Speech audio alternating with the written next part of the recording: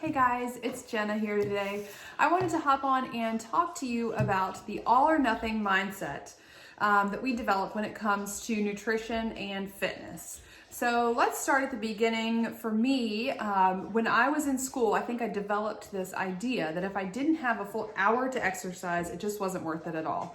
It started in dental school when they told us we got 1 human hour a day. So we were to study all the other hours, study or sleep or be in class, but you got 1 hour to yourself. So I believe that if I didn't have a full hour to work out, then it just wasn't worth it. So I believed that for a long time. Let's fast forward to having children. So I have children, I'm working outside the home, I have responsibilities in the home, and it's just not feasible to find a solid hour to work out regularly or consistently. So the first way that I overcame that all or nothing mindset was to work on changing my belief system. So for the longest time, I believed that if I had an hour, that was worth it, but anything less than that, it wasn't worth it, that I wasn't going to see results. So I changed my belief system to thinking that smaller increments of exercise actually do make a difference, and I will see physical and mental benefits of exercising for smaller amounts of time. So I developed a new belief. This went on, after I had Hayes, I was able to divide my workouts into smaller chunks. So if I had 20 to 30 minutes, then it was worth it to me. So I began to believe that smaller amounts of exercises still mattered. Now, magically, that made me more consistent. So consistency, I believe, is key. So building a consistent habit is more important than working out for 2 hours on one day and then not doing it for, the next 5 days. So, developing that consistent habit happened when I let go of that limiting belief that an hour was what I needed to get what I needed done.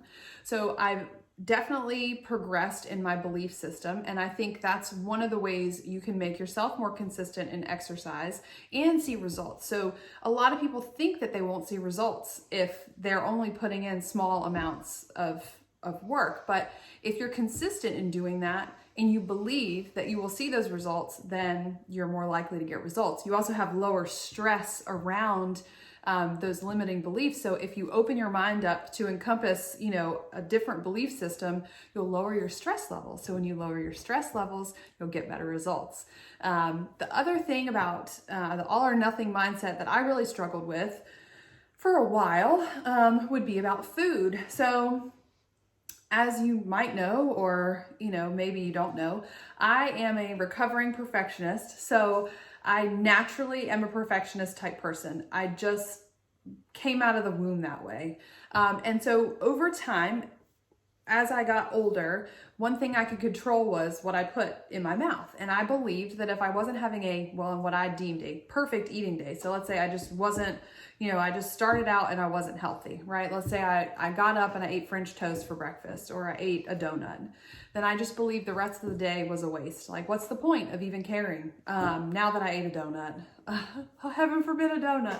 But, I've come out of that all or nothing mindset in food as well, because it's, you've got to make decisions in the moment. And when you have children and you have other responsibilities, it's never possible to be perfect. It's not possible. So I had to change my belief system about food so that if I made a choice that wasn't a great choice, I would just get back on track the next time I ate. Instead of throwing the whole day away, it was like, okay, the next meal I'll just eat better and we'll get right back on track. And that limited my shame spiral. So if I had spent the whole day eating terribly, by the end of the day, I just felt terrible about myself.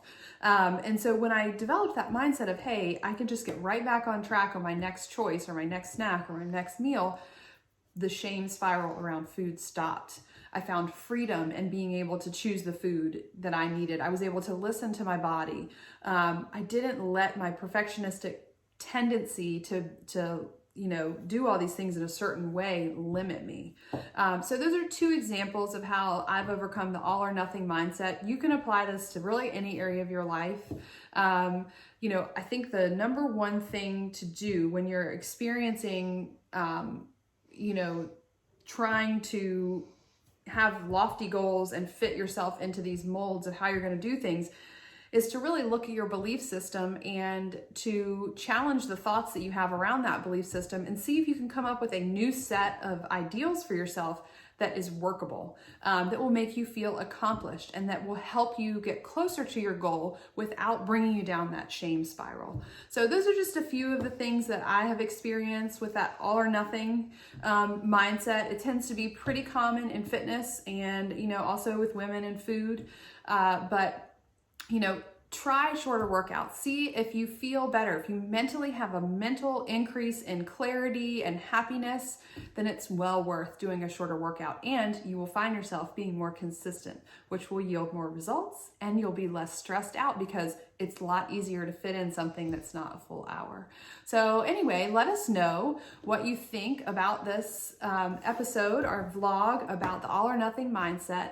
Click subscribe below here on the YouTube channel, and we'll keep bringing you content, and let us know any other topics you'd like to hear about. We'd love to know from you what you would like to hear from us. I hope you have a great day.